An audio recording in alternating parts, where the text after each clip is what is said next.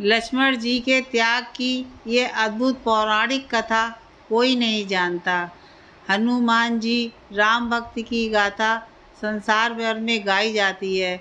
लक्ष्मण जी की भक्ति भी अद्भुत थी। लक्ष्मण जी की कथा के बिना श्री राम कथा पूर्ण नहीं है। अगस्त मुनि अयोध्या आए और लंका युद्ध का प्रसंग छिड़ गया।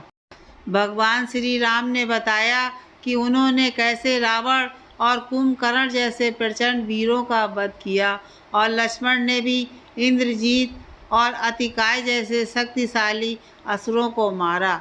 अगस्त मुनि बोले, श्री राम बेशक रावण और कुंभकर्ण भी प्रचंड वीर थे, लेकिन सबसे बड़ा वीर तो मेघनाथ ही था। उसने अंतरिक्ष में स्थित होकर इंद्र से युद्ध किया था और बांधकर लंका ले गया था। ब्रह्मा ने इंद्रजीत से दान के रूप में इंद्र को मांगा, तब इंद्र मुक्त हुए थे। लक्ष्मण ने उसका वध किया, इसलिए वे सबसे बड़े योद्धा हुए। श्री राम को आश्चर्य हुआ, लेकिन भाई की वीरता की प्रशंसा से वे खुश थे। फिर भी उनके मन में जिज्ञासा पैदा हुई कि आखिर अगस्त मुनि ऐसा क्यों कह रहे हैं कि इंद्रजीत का वध रावण से ज़्यादा मुश्किल था। अगस्त मुनि ने कहा, प्रभु इंद्रजीत को वरदान था कि उसका वध वही कर सकता था जो 12 वर्षों तक ना सोया हो, जिसने 12 साल तक किसी स्त्री का मुख ना देखा हो और 12 साल तक भोजन ना किया हो। श्री राम बोले, परंतु मैं वनवास काल में 12 वर्षों तक नियमित रूप से लक्ष्मण के हिस्से का फल फूल देता रहा। मैं सीता के साथ एक कुटी में रहता था, बगल की कुटी में लक्ष्मण थे। फिर सीता का मुख भी ना देखा हो और 12 वर्षों तक सोए ना हो, ऐसा कैसा संभव है। अगस्त मुनि सारी बातें समझकर मुस्कुराए, प्रभु से कुछ छुपा है भला।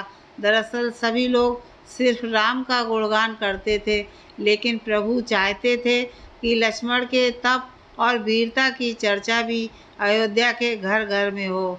अगस्त मुनि ने कहा, क्यों ना लक्ष्मण जी से पूछा जाए। लक्ष्मण जी आए। प्रभु ने कहा कि आपसे जो पूछा जाए उसे सच सच कहिएगा। प्रभु ने पूछा, हम तीनों 14 वर्ष तक साथ रहे, फिर तुमने सीता का मुख कैसे नहीं देखा? फल दिए गए फिर भी अनाहारी कैसे रहे और 14 साल तक सोए नहीं, ये कैसे हुआ? लक्ष्मण जी ने बताया, भैया जब हम भाभी को तलाशने ऋषमुख पर्वत पर गए तो सुग्रीव ने हमें उनके आभूषण दिखाकर पहचानने को कहा। आपको स्मरण होगा कि मैं तो सिवाय उनके पैरों के नूपुर के कोई आभूषण नहीं पहचान पाया था, क्योंकि मैंने कभी भी उनके चरणों के ऊपर देखा ही नहीं। 14 वर्ष नहीं सोने के बारे में सुनिए। आप और माता एक कुटिया में सोते थे। मैं रात भर बाहर धनुष बाण चढ़ाए पहरेदारी में खड़ा रहता था। निद्रा ने मेरी आंखों पर कब्जा करने की कोशिश की तो मैंने निद्रा को अपने बाणों से भेद दिया था। निद्रा ने हार कर स्वीकार किया कि वह 14 साल तक मुझे स्पर्श नहीं करेगी, लेकिन जब श्री राम का अयोध्या में राज्याभिषेक हो रहा होगा और मैं उनके पीछे सेवक की तरह छत्र लिए खड़ा रहूँगा, तब वह मुझे घेरेगी। आपको याद होगा, राज्याभिषेक के समय मेरे हाथ से छत्र गिर गया था। अब मैं 14 साल तक अनाहारी कैसे रहा? मैं जो फल फूल लाता था, आप उसके 3 भाग करते थे।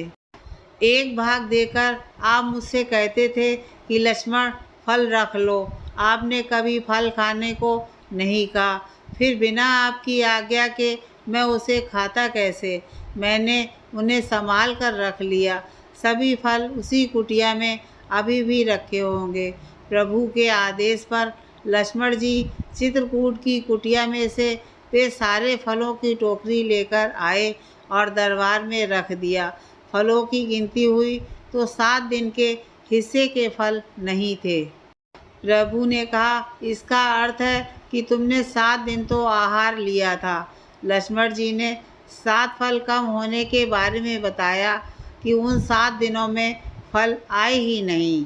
पहला, जिस दिन हमें पिताश्री के स्वर्गवासी होने की सूचना मिली, हम निराहारी रहे। दूसरा, जिस दिन रावण ने माता का हरण किया, उस दिन फल लाने कौन जाता। तीसरा, जिस दिन समुद्र की साधना कर आप उससे राह मांग रहे थे। चौथा, जिस दिन आप इंद्रजीत के नागपाश में बनकर दिन भर अचेत रहे। पांचवा, जिस दिन इंद्रजीत ने मायावी सीता को काटा था और हम शोक में रहे। छठा, जिस दिन रावण ने मुझे शक्ति मारी। सातवां, और जिस दिन आपने रावण का वध किया। इन दिनों में हमें भोजन की सुध कहाँ थी। विश्वामित्र मुनि से मैंने एक अतिरिक्त विद्या का ज्ञान लिया था, बिना आहार किए जीने की विद्या। उसके प्रयोग से मैं 14 साल तक अपनी भूख को नियंत्रित कर सका, जिससे इंद्रजीत मारा गया। भगवान श्री राम ने लक्ष्मण जी की तपस्या के बारे में सुनकर उन्हें हृदय से लगा लिया।